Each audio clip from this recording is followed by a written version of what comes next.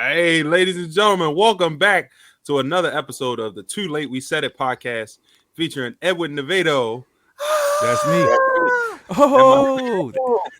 and, my, Oh, and myself, Sean Leverett. Damn, baby girl fucking it up. Thank you guys. We know it's been a couple weeks, man. Happy New Year, Merry Christmas, Shalom, Happy Kwanzaa, all of that shit. We've been missing. yeah. It's been a fun holiday. You know, I got to take a couple trips and see family. How was your holidays? It was good, man. Pretty uneventful. Spent some time with my kids, the wife. Got to see my mom, Dukes, down in GA. In GA. Okay. You got to see your mom. You went down south. Hey, I can hear feedback. I think that speaker is yeah, I can. Is it stringy? Is that better? I just hear my own voice playing back to me. Now it's gone. Okay, cool. Little technical difficulties, but it's all good. You know, it's live show. What's going on? Yeah, this is our first live show to Facebook. This is our first live show, so it's definitely opened up to a couple little mishaps here and there. But that's what's beautiful about live, ain't it? You know, you just kind of go with the flow. And whatever the fuck that flow is, we shall go with it. Go right on along with it. But yeah, man. This week, man, we're gonna talk about a wide array of subjects, man. A lot of things that's been on our minds since the last time we spoke. I know a lot of things that me and you discussed personally. We'll throw in the mix here and there. But as usual, we always started off with sports, as we are both sports fanatics. Exactly. As your background would suggest, with that Aaron Donald over your right shoulder. I know y'all Ravens fans is hot right now. I know I've got so much dirty hate mail. You gonna lose? You got hurt. More like pain more than hot. You know, it's not anger. It's just pain. It's because it's nothing worse than when your team is not doing good, but you still have a lot of room for what if. There's a lot of what if in there, but I'll let you get your praise, man. Y'all got that 2019 victory. Go ahead, celebrate. COVID-19. In spite of a pick six, you was at the game too. How was that? How was the atmosphere? I was with my cousin, man, and when Matt threw that pick six, he was like, "You gonna lose, bitch!" Oh shit. It was my younger cousin. I had to do everything in my power not to suplex that nigga, but you feel me? But it was cool, man. At the end, he was looking like Arnold Schwarzenegger when he couldn't find the Turbo Man toy on Jingle All the Way. Pretty depressed. Oh shit. He was done. He was like, "Oh damn." He was instantly thinking about that finger that he was putting on your head too. Like, I'm a kind man though. Tell him it's his fault we lost. He shouldn't have prematurely been celebrating. It's them sorry ass Ravens' fault you lost, nigga. Yeah, I guess so. I'm tired of hearing that shit.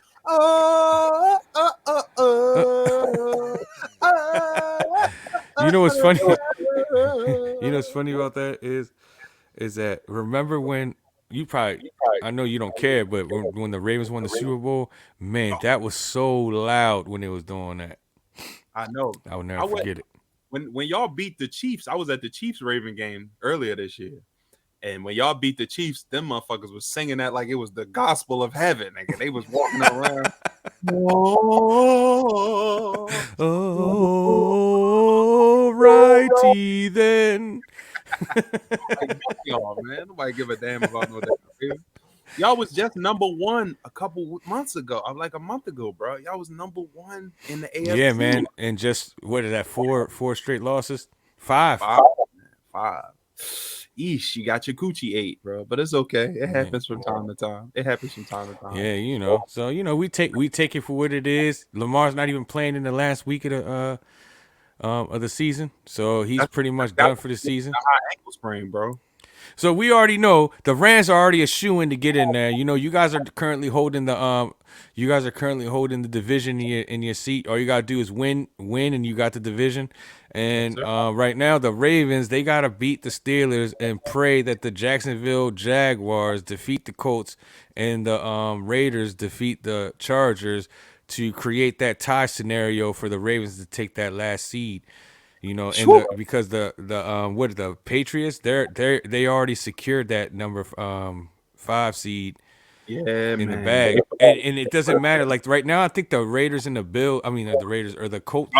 God damn, the Patriots and the Bills. The Patriots and the Bills are flip-flop situation where either one could take it, but either way they'll either be division champs or fifth seed. So that fifth seed is already locked. Nobody can get that. And I think the Colts, with the win, automatically lock the sixth seed. But if they lose, tiebreakers will drop them, possibly drop them out of the playoffs. I think if they lose, if the Ravens win. The Ravens is trash, bro. It's y'all might as well just, like we talked about the other day. Y'all might as well just come out at halftime with some cigarettes and some Evan Williams and some E&J and sit down and talk about past experiences. It's over for y'all niggas, man. We going to the ship. I don't know, but who else got a chance to go in the AFC? I mean, the Bengals, the division is not y'all's no more. It's Joe Burrow. No, the Bengals already locked the division with our loss and their win. The division got locked, so there's no possible way. Going forward, like the Ravens is done now. It's Joe Burrow and the Bengals now, bro. It's like y'all had y'all window for 65 years. All y'all got is Joe Tucker. I mean, John. What's the nigga name? Justin Tucker. Justin Tucker, and that's it. I mean, that's it. Big trust. Oh, that's it. We definitely trust his leg though, for real. Nah, but yeah, the Bengals did lock up the division, so I mean that's fine. The other teams that are playing for a spot is probably going to be we got the Raiders, the Steelers. The Steelers also had the same scenario as the Ravens. They have to win and also need Jacksonville to beat the Colts. So they got the same scenario, and the Raiders, they just have to win, to get in. And I think they need a win and a lot. I think the Raiders only need a victory, and because that'll get them to 10 wins, and that'll secure the number. That will secure a 6 seed. So the Raiders, what happens? What happened? It's a weird scenario. The 5th seed's already locked. The 6th seed, the Colts are holding. But if they lose, they'll drop them out of the playoffs. The Raiders win, they'll take the 6th seed, and the Ravens will fall into the 7th seed. But if it flip flops, then the Raiders will take the 7 and the Chargers will take the 7, and the Colts will be in the 6. I'm glad we already got a playoff berth, because y'all sound like a bunch of niggas trying to get toilet paper at the beginning of the pandemic. Niggas, I gotta go to CVS, I gotta go to Costco. It's super crazy, yo. And the crazy thing is, we got tiebreakers over other teams, but because our conference record is so terrible, it eliminates that tiebreaker. So that's why it was important that we won those 2 division games against the Bengals and the Steelers. The Rams loss wasn't the loss that was a bad one. It was the Bengals and in this last week. If we would have won, beat the Bengals, lost to the Rams, and then beat the Steelers, we would have probably won the division, because I just have a feeling the Bengals are going to lose that last game. But it didn't matter. We would have been locked in the playoffs regardless. Who they playing? They're playing the Browns. You know what's crazy is the Chiefs choked and let the Bengals come back and take that game from them. Man, that's what I'm telling you. The Bengals is ill, son. They got it's Jamar Chase. That boy Jamar Chase. It's what is it? Joe Burrow to Jamar Chase. Yo, that's a dangerous combination. And I remember they was clowning Jamar Chase because he said that you remember that shit? He kept it real. Yo, but he was being real, and guess what? He got it together, and now he's balling. They can't say shit to him now. Oh, okay. So the playoff picture. We got the Rams going in there. The Packers. Shout out my nigga Mert watching. What's up, Mert? Holla at your boysy. Yeah, what's good, man? Appreciate you. Mert is a Detroit Lions fan, nigga. So he knows. Oh man. Football.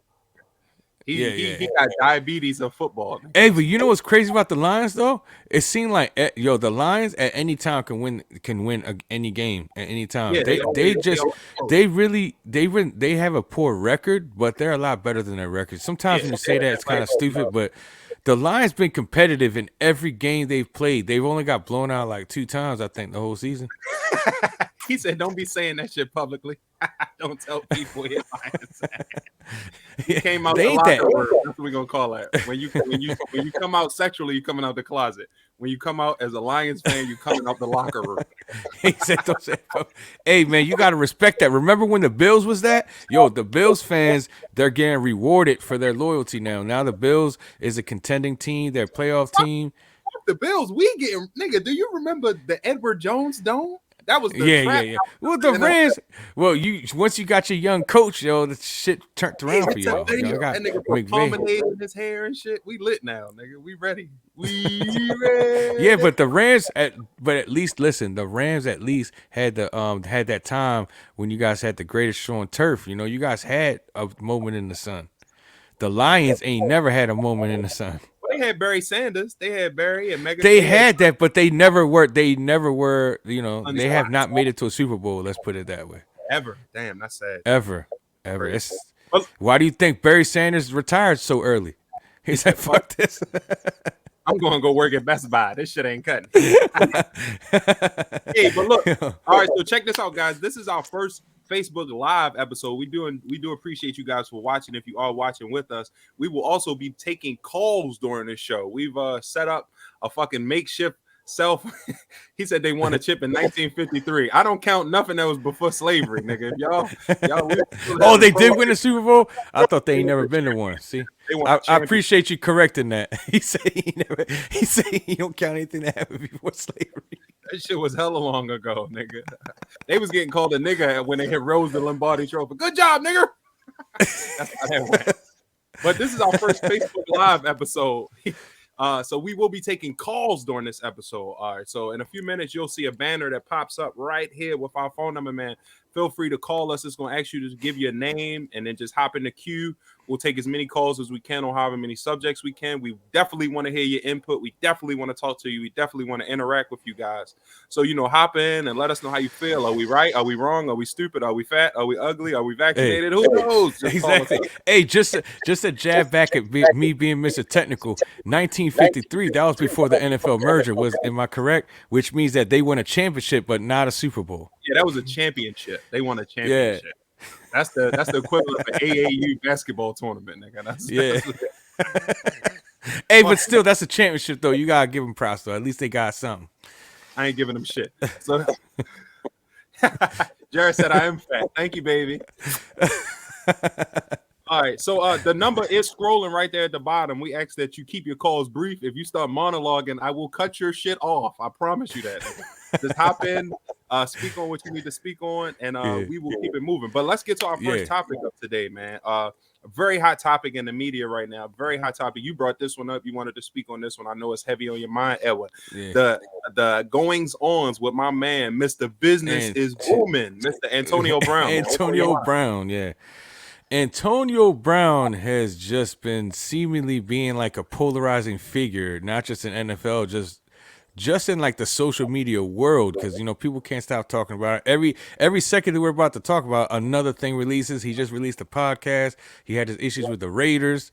You know what I mean? Which is crazy. Like we were talking before that we went on air, his issue with John Gruden and the Raiders and stuff, and then the John Gruden controversy came out. It's almost like exonerated AV, like, see, he can't be mad about what he did there, because look at the organization that he was in, but it's a lot of people will. Okay, we're going right into it. Let's go ahead. Okay, let's see who this is. Let's go right into it. Call from. We're not going to put your number out there. All right, who's calling? It's Mert Wolf, yo. Who? Oh, what up, Mert? What's good? Hello, man. What's good, Mert? What's on your mind? I had to clear the air about the 1953 championship. Okay, what's on your mind, player? I'm gonna just make it brief. NFL is celebrated 100 years, right? Uh-huh. How many Super Bowls have they played? Like overall, what's this year's Super Bowl? Like 55? 50 something, 53, 56. Well, if we celebrate 100 years, then championships count. We got 4 chips. Hey man, hey, they do count. I ain't mad at that, man. I ain't mad at that. Do the math. If it's Super Bowl 50, if it's Super Bowl 57 or some shit, go back 57 years. That wasn't 1953, nigga. Your Super Bowl is invalid. Yeah, but we celebrated 100 years. That's a participation. The NFL merger is when the two. Yeah, so it does count as a championship, just like the Browns. Remember, the Browns got them championships before the merger too. All white players. Oh Lord, Mert, don't get me started on that, nigga. I be in here sounding like Malcolm X in this bitch. Hey man, those are chips though. You can't take those chips away. You can't. I don't give them. I don't credit Super Bowls before black players, and I damn sure don't fucking validate Babe Ruth. Thank you. Thanks for calling, Mert. I'll holler at you, baby. Have a good night. All right, peace. Hey man, he got a much point, yo. respect though. He came in, you know, he gonna defend his team. So that's where good fandom is right there. You got good fandom, you gonna defend your team, yo. Mert solid. Shout out to Mert. Mert is a local Baltimore comic, man. Very funny guy. Make sure you check out his page and his Instagram and all that. Mert Wolf on all social media platforms. Hey, but that was a great point made. God damn. All right, got another one. Oh, we gonna keep going in. We on the topic of AB. Let's see if we can get this AB topic going. Yeah, Antonio Brown. Speak on Antonio Brown. Call from Caller, we talking about Antonio Brown. What's on your mind? Oh man, this is a big white calling in. Big white. What's up, man? My Caucasian What's up, bro? from the Caucasus Mountains. How can I help you, sir? That's right, man. Coming down all streets from North Carolina. Oh, what's up, Big J? What's going on, guys? Homie, hey, Nothing, man. We in here. Antonio Brown. Oh yeah, you know everybody's treating him wrong, but he's definitely going to the Giants. We need some craziness in there. We lost Odell, so we need some more. Hey, and thank you for Odell, my friend. You don't think he would be a cancer in there with Danny Dimes? No, he's gone. Don't worry, we're getting what's Yeah, Danny Dimes. I don't foresee him staying there. now. Danny Dimes is done. You think you're going to get Russell Wilson? Yeah. That's that to the bank. So Okay, Russ Russ. to AB, and AB on that podcast did mention that he's not done playing football and he's looking forward to next season and starting fresh. Yeah, and you hear you got Terrell Owens trying to replace him. Then now, do you think he will try to fuck Sierra if he comes to the locker room of the New York Giants? I would. That's fucked up. Now, how do you think Antonio Brown's lying about his vaccination cards will affect his eligibility next year? Well, everybody's lying. It's the NFL. You think anything's truthful? Yeah, he got a point there. Hey, right now we got a two-way lie. We don't know who's telling the truth. Is AB lying or is Bruce Arians lying? Who's lying? You know, it's Everybody lying in Jared's opinion. Well, you got you can what's that OnlyFans chick that he got caught with? You know, she blasted everything. Yeah. Yo, that could be a lie too. All we saw was the back of the dude's head. Like, come on, like we didn't even see his face. Do you think that was AB? You know, they're blowing it out of proportion. You know, he's still got a lot of football left in him, and also he's dealing with that one hit that what's his name did on him, and it kind of messed him up a little bit. Burfict, yes. Yeah, well, yeah. A lot of people are saying that he caught a lot of. He might have some early onset signs of CTE from that hit. I don't know, man. I think as long as you're not pulling a Aaron Hernandez, you should still be able to play, man. But yeah, I agree. But all right, Jared, man. We appreciate you calling in, bro. Enjoy the weather down there in the Carolinas, man. Tell the family I said what's up.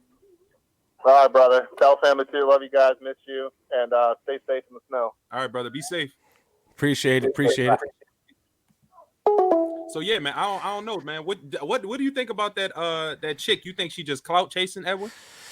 There could be some validity to what she's saying, but also the crazy part is on the picture we don't see definitively that that's really AB that she's talking to. One, and then two, we don't definitively see his face, so it could or couldn't be. And just like we was talking earlier, this could just be some shit like they Deshaun Watson and just like trying to like destroy his credibility to try to make it, because his claims is pretty damning. You know what I mean? If he's correct, then he puts himself in a very good legal position against the Tampa Bay Buccaneers. And but I mean, Antonio Brown ain't doing himself favors by also like slamming people on Twitter and bringing all this stuff. But sometimes you got to do it that way when people shuffling stuff under the rug. So I'm kind of on the fence. There's a lot of things that if you can't get somebody directly, then you let the court of public opinion hear. So you say but then people are saying he's just trying to get attention. So it's a lot. There's a lot going on there, man. The climate of our environment now, man. Nobody is going the litigation route. They just throwing your dirty laundry in the street and then letting the streets process you. Exactly. opinion, be like, yeah, he ain't shit. You know, he smoked crack. They trying to marry and bury my man. From what I'm seeing. And then look, and then the pictures you sent me from the podcast, they're taking his words and then trying to amplify it to make it seem like he's talking shit on Tom Brady, like, you know. But it's just about the context of the question. If you watch the whole podcast, given that AB's kind of wilding on that podcast, like the way he carrying himself, like he's kind of carrying himself like very arrogantly in the kind of sense. Every time But, I see him, he got them Danny Phantom sunglasses on, nigga. You see them? Yo, did you hear what he said? They asked him about the sunglasses. He was like, "Oh, these are my Dragon Ball Z sunglasses. That way I can see your power level." Oh my god! Yeah, he might be on Percocets, yo, but it's cool. Everybody on Percocets. Yo, he legit said that. I was like, wow, yo. I was like, in a way, scratched my head. In another way, like, oh shit, I fuck with Dragon Ball Z also. So once you get that rich though, I think it's impossible for you to not be crazy, man. Because everybody trying to get money from you, everybody trying to manipulate your situation to benefit their situation. Everybody want to take an Instagram picture with you. It's like you are a walking prop. And I guess that's why Michael Jackson went crazy, man. I mean, I really don't get it, man. You are a public figure, and people just see you as that. Your emotions and your feelings and everything become a secondary thing. It's just like, oh, look, it's a statue. Yeah. Say cheese. So I want to like briefly just kind of break down like from what we know, you know, without all the fiasco, just let's raw data of what we know. You know, we know that AB played the week before. And no, I was saying, in that game. Oh yeah, we know that he played a week before and he had a 10-catch game over 100 yards, you know, and everyone's saying, well, if he played that well and his ankle was bad, but you got to remember leading up to the last game that he played, before the game after, he was on the injury report. He didn't practice Wednesday and Thursday, you know what I mean? And he was limited on Friday and he was questionable to play. He goes into the game and he does have those incentives, you know what I mean? So everyone's trying to throw the incentives out, and they're saying that he was complaining by halftime that he wasn't getting enough targets. And that's what led him to coming out the game. But if you think about it, if he's really trying to get that money, he would be going whether his ankle was hurt or not, if it was really about money. So that kind of, to me, that kind of like, you know, they're trying to blow smoke on that. I think it's more so that he was not, because he had some drops. Those cortisone he has some beats too, yo. Like I played college football. That cortisone shot, it's like, you ever seen The Wiz when they put that oil on the nigga? He was like, he came back to life. Cortisone shot to bring you right back. So he could have went that route if it was about the money. Yeah, I think on one of his routes too is like, you know, he was him and Tom were off target, and I think that had to do with that his kick was a little off, and I think he was feeling that he was not really operating at his full potential, and I think that he was thinking that during halftime, and he's also probably upset about other things, you know, because that's AB's. You see his character, yo. It doesn't take much, you know. So he goes in there, he's like, I'm not really feeling up to it. And I think the coach is like, nah, but you already know there's tension. Bruce Arians and AB have history from Pittsburgh. They already have tension with each other, so it's not like it was going to take much. Yeah. So I think when he was telling the staff, and then the wide receiver staff went to Bruce Arians and said he's saying he's not going out to play, and I think Bruce Arians hothead too go to him, and they had that little altercation, and I think he said exactly what he said: get the F out of here. And you say that to AB, he's like, oh, get the F out of here, right? So he taking his stuff off. So I think that I believe more so, like, from that standpoint, just from what I see, is like, if it was really about the targets, then he would have been trying everything he can to play the game and catch those balls to get the incentives. Yeah. But they also show that his agent called and asked him, can they guarantee incentives? So they're like, okay, so the argument is, oh, because the first half he wasn't getting the targets, he was being bitter and saying, since I'm not getting the ball, I'm not gonna go out there and play. Then he was trying to give the coach an ultimatum, like, you better give me the balls or I'm not gonna play. And the coach said, get the F out of here. Sounds plausible, but if AB's really trying to get that money, he's gonna try to go on the field and go to Tom, because Tom in the end decides who gets the ball. Yeah, he the man. The coaches can call all the plays they want, but Tom's the one in the huddle. He's the one operating that offense. So he decides who he's gonna look to. So if it was really about that, you know, they already have that chemistry. So I mean, I'm looking at it from that standpoint. I think what was said to him, and AB for being who he is, he's like, you ain't gonna say that shit to me. So he's like, I'll show you. I don't care if you saying I'm off the team. I'm not wearing your jersey another second. Takes his shit off. In this situation, you dealing with rich niggas with conflated egos all around. The coach, the player, the coordinators, everybody is super rich. When they go to their individual circles, they the man. When they go around their family, they're the celebrity. But when they're on the field, it's a pot. It's a melting pot of egos, a melting pot of hotheads. That's why I think Larry Fitzgerald was so respected in the NFL, because he had all of the. He was always humble. He was an even keel, humble guy. But unfortunately, like somebody put in the comments, they called it the crazy rich scale. It's a fine balance between being rich and being crazy, and they often blur.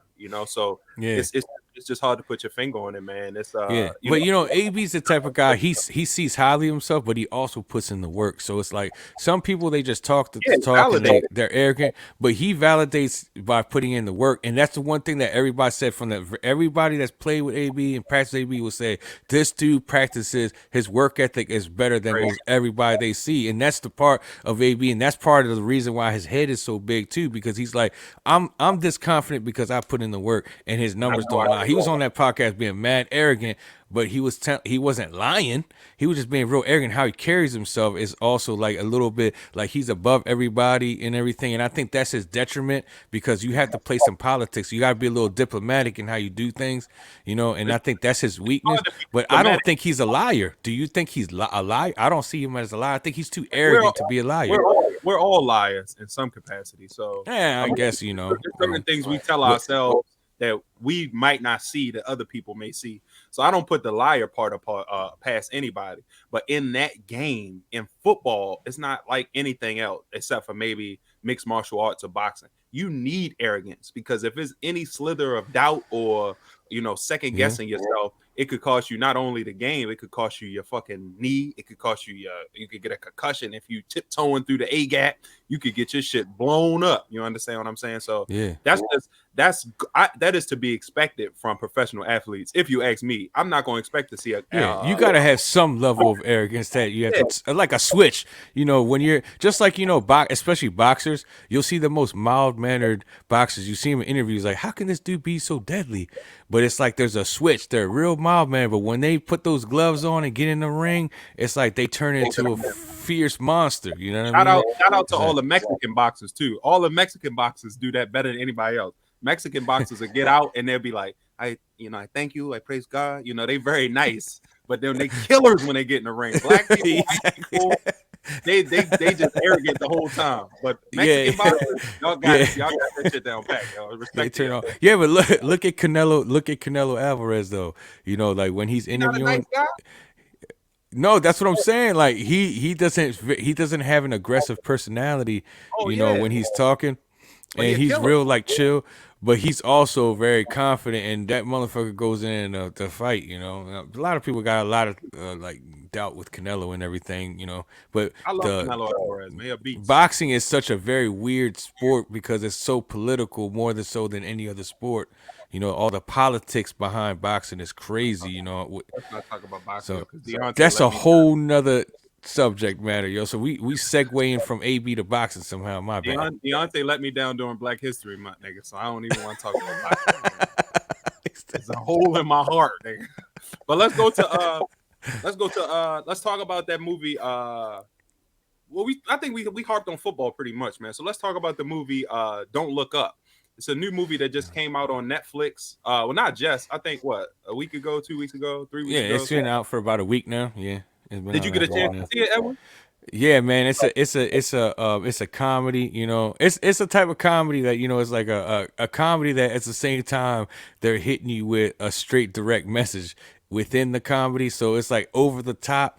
But what I got from that, it's just hilarious, like they're pointing out the hypocrisies of society and, how desensitized we are with even the worst of news. And, people is going so far as, I don't know, are we doing spoilers? Or are we going to try to keep it without spoilers, or should we go into details? I like the spoiled, nigga. Give this. This is if you didn't see the movie, then I'm sorry, yo. You have a chance to just go ahead and not watch this because So it's like, dealing with the fact like someone be on TV and saying we have a meteor that's about to crash and destroy the earth, and then everyone's like looking at it like, how? What do you mean?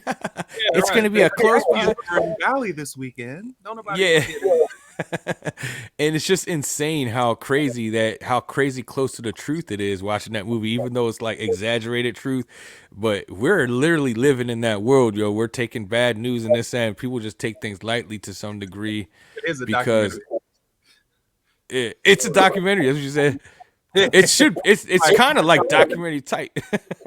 It is, but the bro. movie has so much comedy in it. I liked all of the dialogue. Is like a large A-list cast to Very this good. movie, and Jennifer Lawrence to me was straight up hilarious in this movie. I think, man, I honestly believe if that was to happen today, more than 50% of the people on Earth wouldn't really pay it no mind until it got to the don't look up point. Until they seen it. And that was interesting. Remember? And they were saying don't look up, and then there have people saying look up. It's like just don't look up, because if you don't see it, you're not afraid of it. You know what I mean? Out of sight, out of mind, man. It scared me. It was real surreal watching it, because it's like, bro, a lot of things people try to peg it as a correlation between, or a metaphor for global warming, and how we're not paying attention to the things that's going on with global warming until it's too late. Until it's too late, bro. And a lot of these companies have detailed information and statistics and scientific proof, and analysts looking at the thing saying, yo, you fucking up the ocean, bro. You fucking up the ozone layer, bro. You killing the species. And one thing I could tell you, go ahead. One thing I noticed was, me and my family, we take a lot of drive and road trips. And we noticed that, when we used to drive 7 years ago, it would be, or maybe even 10 years ago, bugs splattered all on the windshield. But now when we take a drive, it's really no bugs on the windshield. And I looked into that, and a lot of the bug species, like small insects, are gone. Like, and it's no news, no fanfare, no coverage about any of these things, because a lot of these big companies have lobbyists that just suppress all of that information, bro, to protect profits. And at what point do we say it's not? What's the point? Like Leonardo DiCaprio said, "What the fuck is the point of the money if we're all gonna die?" Yeah. who needs it? Makes no sense. We all fucking dead, And they're just looking at it like, we're gonna get it while we can. But that's the crazy part, is like, and I do know that over the years, when it was winter, we don't even know what I have no idea what seasons are anymore. Yo, it was the week before, week of Christmas and up to New Year's, it was in the fucking 70s down this motherfucker. Bro, yes, I know, man. My sister, and then after New Year's, it's now in the 30s now. Within a week, it went from being 70 degrees to motherfucking 35 degrees in a matter of a week. What the fuck? I mean, yo, what the fuck is going on, yo? And then next week it's gonna be 70 again. Like, what the fuck's going on? Crazy, bro. I mean, and a lot of people, it's not political, bro. It's factual. Fuck politics. I'm a big proponent of. I don't even really subscribe to politics at all like that. I'll vote locally, but I'm not worried about anything other than that, because all that shit is just a money grab. So at what point do we say, yo, put all of that shit aside? Look at your grandbabies. Look at your kids. Yeah. What are they going to be left with? They're not going to be left with Trump or Biden or Obama or none of that shit. They're going to be left with the world, and the world's going to be fucked up. So I mean, and all of them motherfuckers gonna be dead in the grave when the shit, when all this shit happens. All these motherfuckers out here that are ignoring this shit, they're gonna be dead and gone, which is why they don't give a fuck. Yeah, I mean, like, but they probably looked at the science like, when is this set to happen? Looks like for another 80 years before it starts to be detrimental. Shit, I'm 60 right now. Fuck, I'm gonna be dead. Fuck it, get my money, motherfucker. Champagne. Yeah. These motherfuckers don't give a fuck. I really can't separate myself like that, bro. I find it very hard to be able to separate myself from everyday people, man. Like when I'm in the city, I'll drive through the city like now in Baltimore. You'll see, oh, we got a caller. Hold on. Let me shut the fuck up, see who this caller is. Caller, you're on Too Late We Said It podcast. What's on your mind? Politics. Oh, Sean, this is Tiffany. Tiffany, where you calling from? Halethorpe. I know already. I'm just adding to the theatrics, nigga. What's on your mind? Because you guys are spot on. Yeah. $1 million, but making 140, you get called to the office. Yeah, they making a ton of money in office. Hell yeah, they are. How do you they build all those stocks? They know when before it's even news. Yeah. Oh yeah. But I'm saying though, what do you think us as a people can do to deter that? You know, do you feel like politics has grown to a point where it's autonomous, outside of our control, and voting is just a thing to do? Or do you think it's a course of action we can take to prevent something like Don't Look Up, where the companies are in control of our fate, as opposed to we saying, hey, I know you want to mine that fucking meteorite, but fuck that, this is what we're gonna do. Well, the problem is that don't go out and vote. You need to vote not general election where you're voting for president, but you need to vote for a damn election. You need to be involved in your community. That's how bullshit starts. It's a snowball. Right. It starts really small within your community and it grows.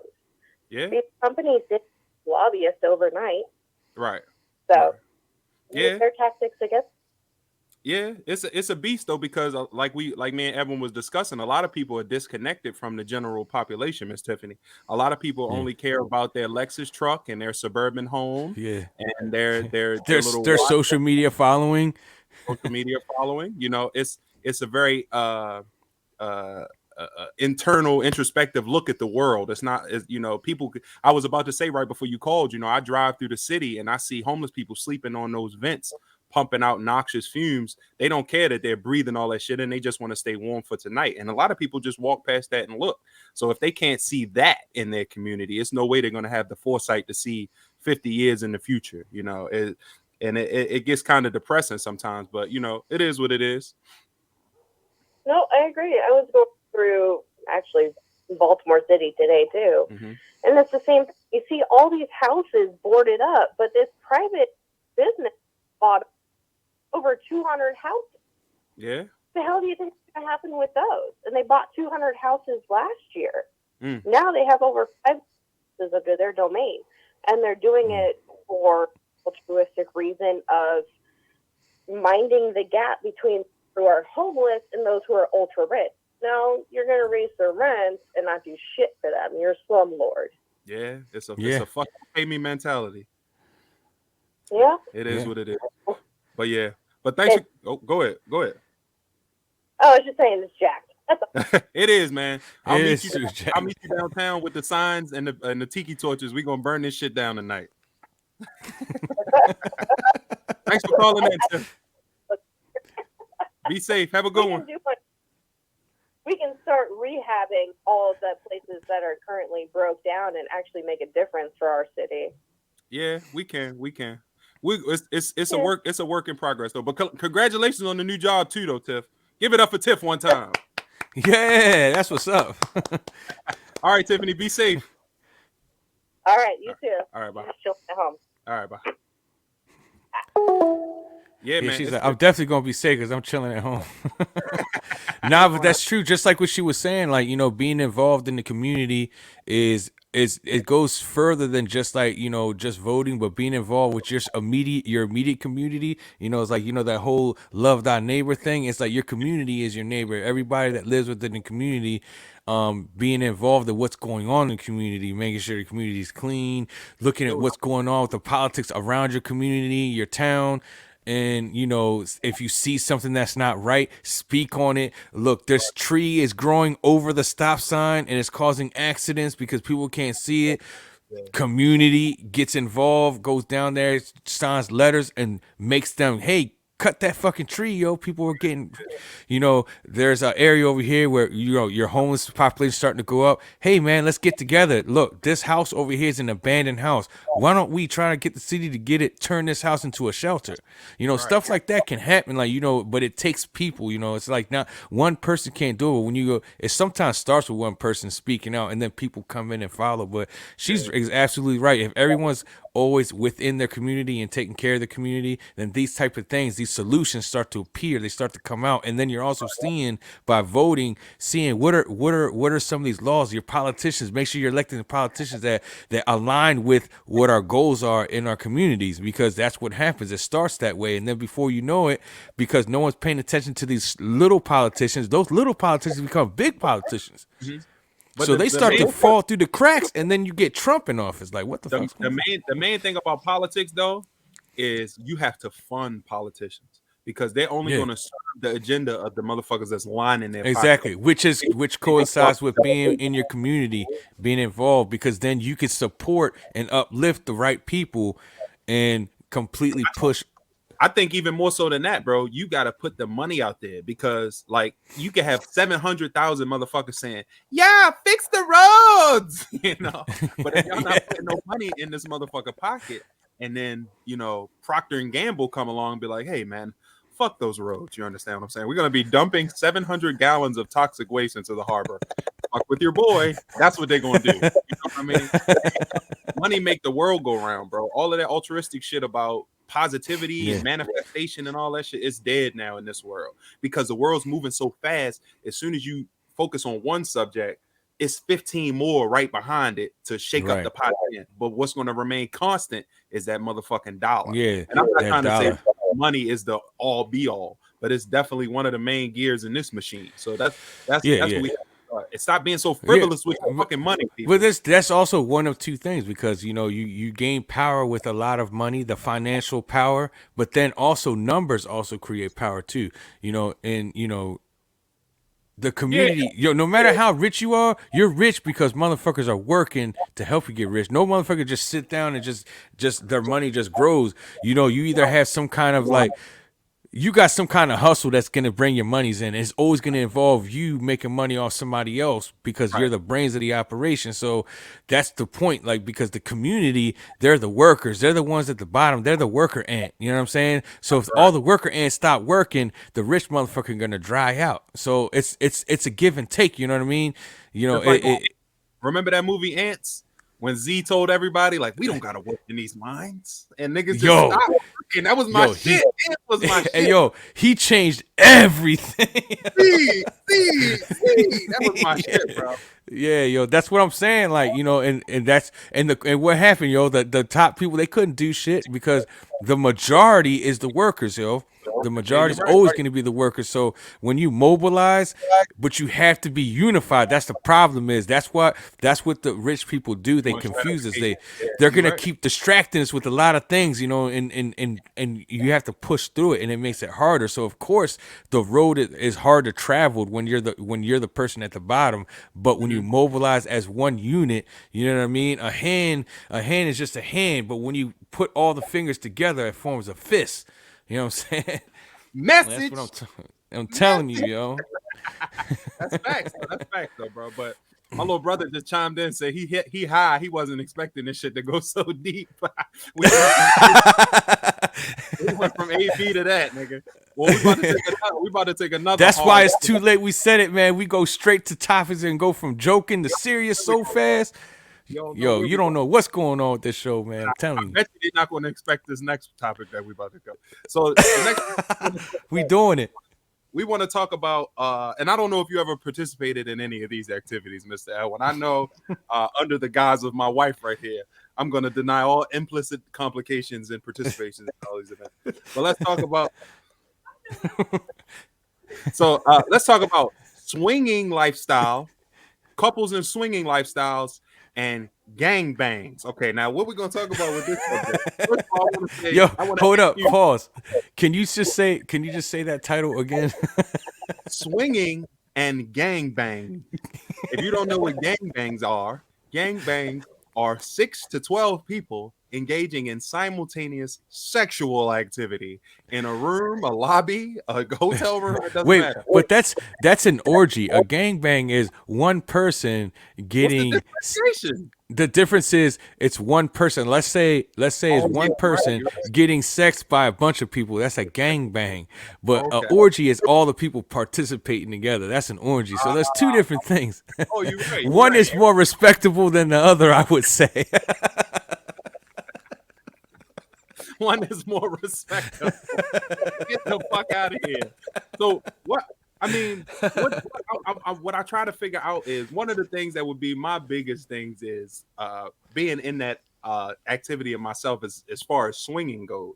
I wouldn't want to be able, you know, a lot of people be like, a lot of guys will be like, oh yeah, I love to have another woman.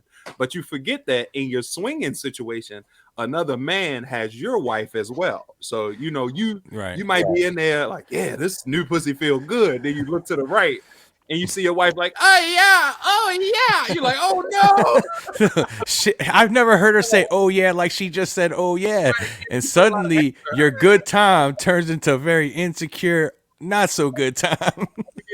You guys got to go home afterwards, yo. I can speak for experience on that situation too. I've had, you know, when I was in my 20s, you know, I've never been in a swinger situation or orgy, but I have been in threesomes several times in my 20s. And the first thing I noticed, especially when it's a man like me and it's like your girl and she brings another girl to the party, it's going to determine on the comfortability that you have with each other versus how you are with the other person. So I have to make sure that I'm not enjoying, soon as it turns to my turn to be with the other girl, that I'm not enjoying it in any kind of weird capacity or more than so, because suddenly it's going to go from a good time to she's going to notice immediately, catch like, you look like you was a little bit more like enthusiastic the way you was doing that, you know, and that caused the problem. And then I'm like, look, I told you that I'm only comfortable if you're comfortable, but it's going to happen. You know what I mean? So you got to be definitely sure that you're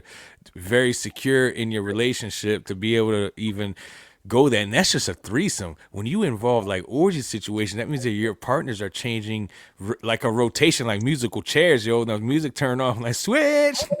And the other person not going to care. They're not going to treat your spouse with finesse and dignity. Yeah. Because it's a one night dirty free for all. Yeah, just going in the moment, yo. You just take what you take, you give what you give, and that's it. Like Sparta of sex. It's like you don't want nobody 300 in your wife, nigga. Yeah, and the crazy thing with orgy is like not every man is capable of being able to achieve multiple orgasms. A lot of men, after maybe one, maybe two tops, they're going flaccid quick. So it's like where a woman, hey, it can keep going. So it's like it's one of those things. Like not everybody has the ability to be able to do that. I'm gonna be. I'm not trying to put myself out there, but be one of the first niggas out the ring. Nigga, I'll tell you that. I may or may not have an unlimited supply when it comes to that. What you got, Cialis, nigga? Because I know if I'm I mean, because I didn't know that until I did the first time I did a threesome. Is that after I climaxed, I was able to still maintain full erection, and I was like, oh shit, because there was still a lot of action going on, and I realized, oh shit, keep going. Six Flags, nigga. My little brother just chimed in. He said in Savannah, Georgia, that is a big thing, swinging. And when you put an upside down pineapple in your front yard, that means that this is a swinger friendly household. And it's like a whole community. So now you know where to look if you ever go to Georgia. You know what's interesting? Wasn't pineapples the safe word for Kevin Hart? I'm not sure. Possibly. Yeah, it was he would say pineapples when it's like not enough. But in retrospect, pineapples means please come in. So upside down pineapples. So yeah, and upside down, but it's still a pineapple though. What I'm saying is, it's interesting. I don't know. Did Kevin Hart know that and use that pineapple as a safe word as a comedic? Maybe that's pretty clever. So if you cut up pineapple in half, put it upside down? No, just the whole pineapple upside down. Would you like put a pineapple on a pike and then put it upside down? Actual pineapple, bro. They put like a cast iron. I mean, I'm guessing they put a cast iron. Like a. It's like a statue type thing, or like a flag. Okay. Or some type. Okay, that shows and it signifies the symbolism of the upside down pineapple. It's like, hey, this is a swinger friendly household, so we come in here as long as everything's everything. We can get down with the get down. Bring your yeah. My wife showing me like a sign or some shit that they show. But could you date oh shit. Oh, he said it's a pineapple like concrete. Damn, that's hard to go in your head. Oh. Hey, but Edwin, do you So think they actually use the actual pineapple? No, he said like they make one out of concrete and then just fucking plant it in their yard like a gargoyle, nigga. Oh, okay. Fucking Goliath. What was the gargoyle yard. name? What was the main one? Not Brooklyn. What was his name? What was the main Remember the show Gargoyles from when we was kids? Yeah, I cannot remember that, but I remember that show too. Yeah. That was a good show. All I remember is a little skinny nigga named Brooklyn. That's all I remember. Yeah. But hey, could you do you think you could date a porn star, Edwin? That's interesting. Is she still active or is she retired? Oh yeah, she's very active. 7 shoots a week, nigga. Goliath.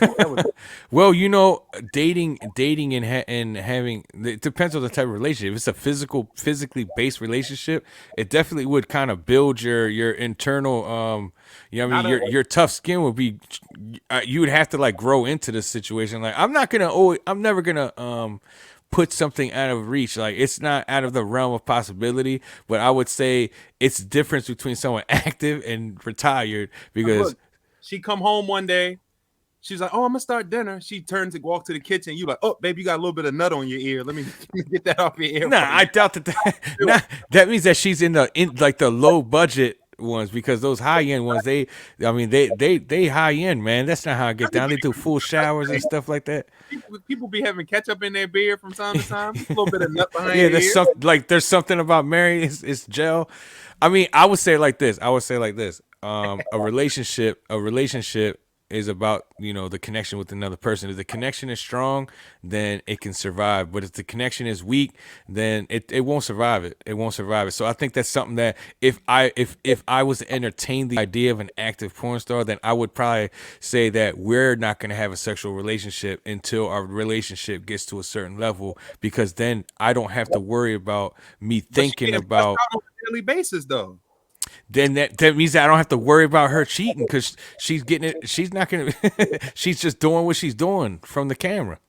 Oh man, I don't know. We defer on that one, but how's she not cheating if she got cheating? Because it's a non-emotional connection that she's having. You gotta look at it like this. You know, let's put it like this. A doctor, you know what I mean? A doctor goes to work every day, or it's a male gynecologist.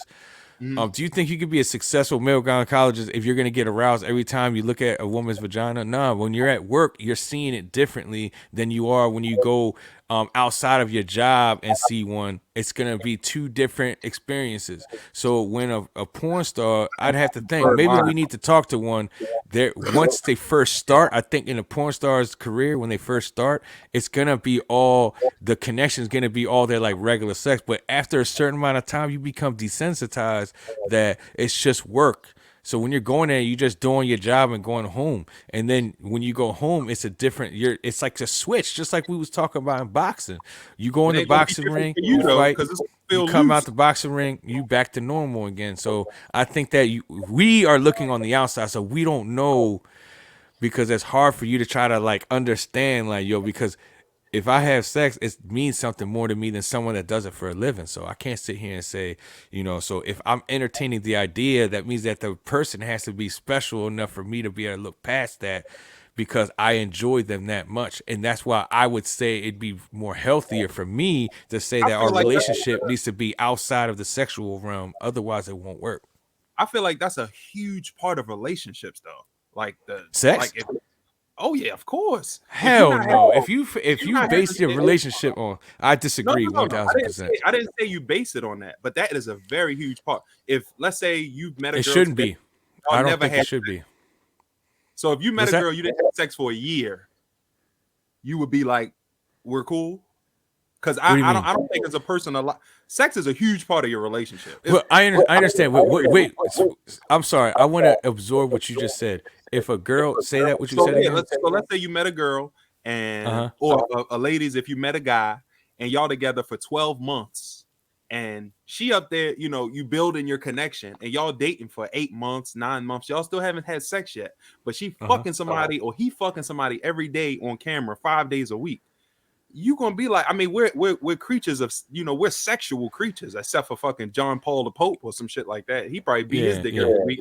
But if you're not getting no sexual attention, you're gonna build frustrations. It's scientific. Yeah, that's true. That also depends on the person, because it depends on how you look at it. It's the outlook of oneself. You got to feel how you are inside. Like, that's what I'm saying, because I can only speak for myself.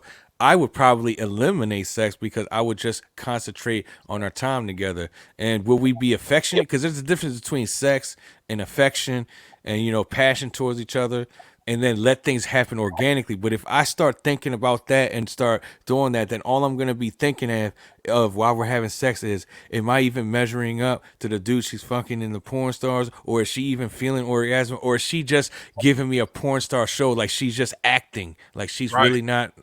So all those things will start to roll in your head, and you will not enjoy it. How can you be having sex with somebody if you're thinking about whether or not, if that's all on your mind, it's not going to happen, bro. That's where I will not be able to stay. I'm not even talking about thinking about measuring up, but if she just did a 35-man gangbang and her pussy wide. Yo, I'm just gonna be straight. I don't think I would date a porn star. That's what I'm trying to get out of you, nigga. You trying to be a good guy. I'm trying to be diplomatic on the shit, and you just won't let it go, man. Nah, man, it's just not happening, bro. That's a no. But you know what's crazy is, and we say this, all of us. I'm sure my wife has had sex with other guys. Yo, I know for a fact she has sex with other guys. And what's the difference between? I guess it's the volume of the activity. It's the perception. I'm not gonna say I know, but I hope. Shit, I'm about to have to Google her. I hope she was out there letting 30 niggas be like, who's next? Who's next? Yo, because there's two forms. There's two forms of connection from sex. When you have sex, you have two forms of connection, right? It's either gonna be just like, yo, me and you both. We can say this. We've had our times where we just went and just had a one night stand or had sex with somebody you just met that night. Not me. Well, yeah, okay. I can safely say that.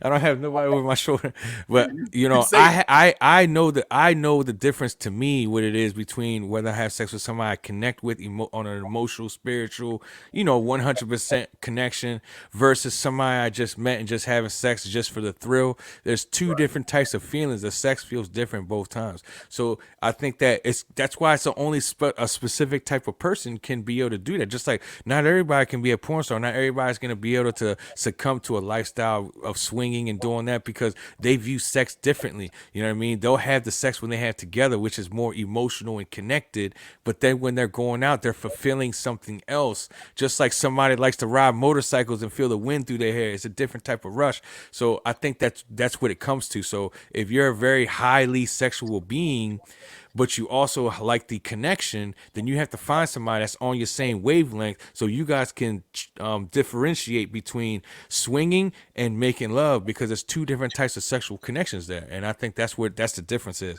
Could I participate in those things? Yes. Would I be able to participate it with someone I'm dating? I don't know, because I haven't gotten to that point ever yet before. But I can say that I'm not out of the realm of not thinking it's a possibility, because I've at least had some experience. Out the box question. Pull up to a swinging party. It's 15 people in the line with all fucking Squid Game hoodies on. Niggas come up there. You get in there. One of the bitches pull the mask off. Boom. It's your mom Dukes. How you reacting, nigga? Yo, I instantly would be turned. Yeah. Mama. You hit the Migos, nigga. Mama.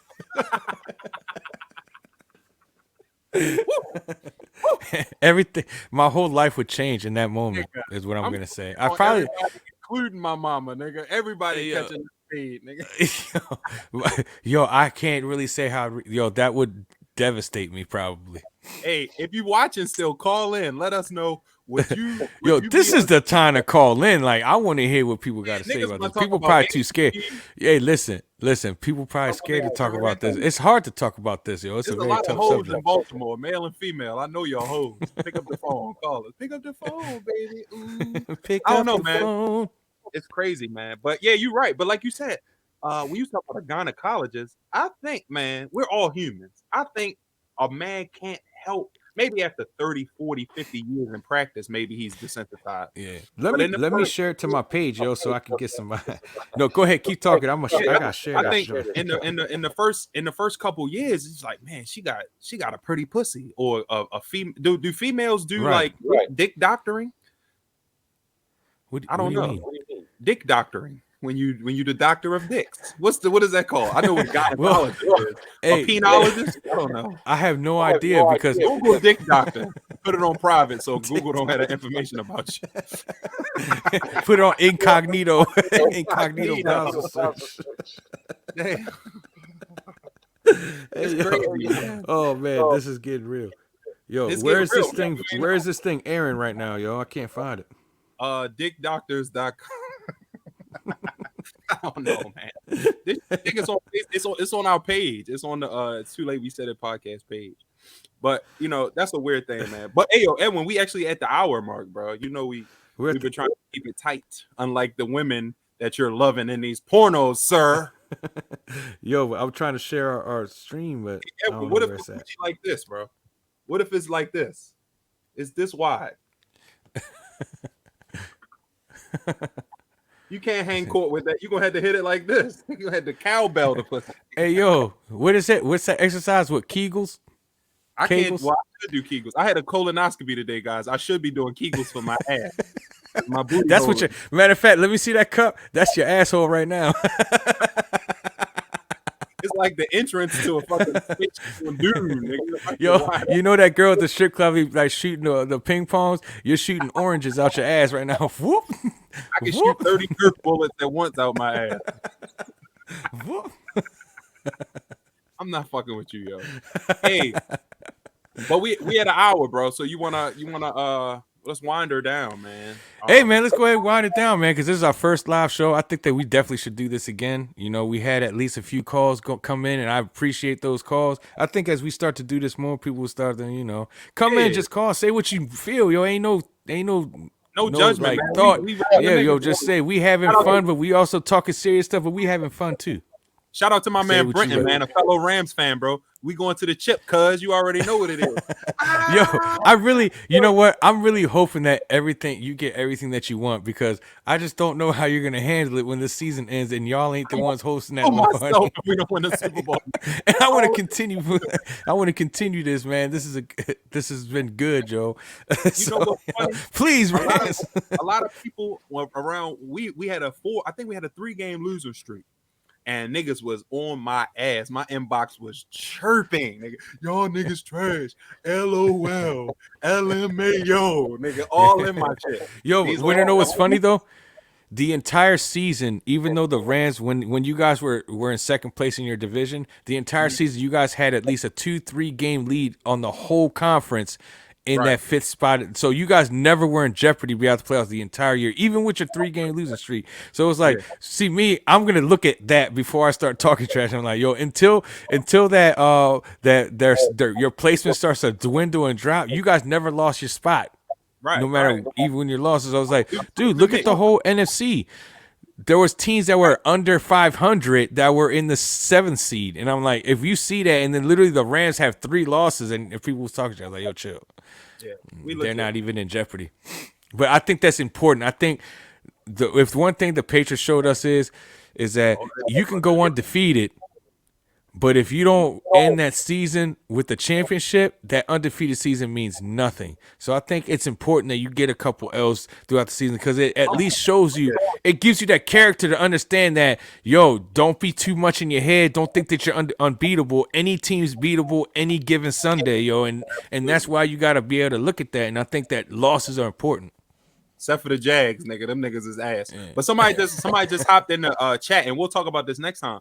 They said that the Super Bowl might be moved from SoFi to Dallas because of Maxine. So word, yeah, because California, they just put it in my chat that California might go into a shutdown because of lack of vaccination. And you know, we'll do a little check Maxine.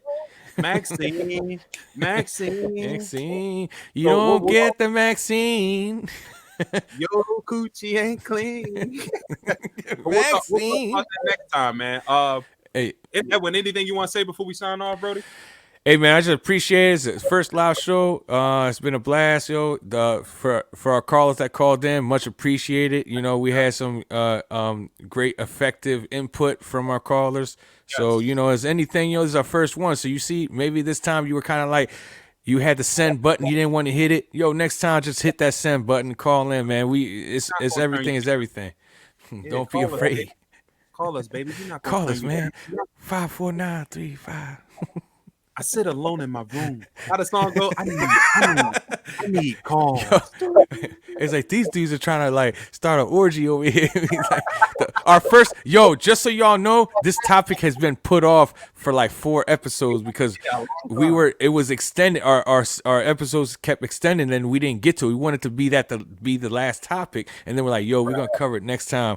And then of course our first live show, I was thinking to myself, of all times to do this during the live, I thought we were gonna call in and say some crazy shit, but I'm in a way kind of pleased that nobody called, but in a way I wanted to hear what somebody had to say. I wanted to hear some freaky shit. I wanted to be like, I'm in a gangbang right now, nigga. I wanted to hear that, nigga. What's your name and your address? Right. I wanted to hear niggas dodging cum shots like the Matrix, nigga. That's what I wanted to see, nigga. Bullet time, cum time, nigga. But and if this is your first time, I was about to say some crazy shit. I just go ahead, let it go, Edwin. Edwin is the Nah, it was about squirting, yo. So let's just leave it. It had to do with squirting, yo. But let me put my mask on.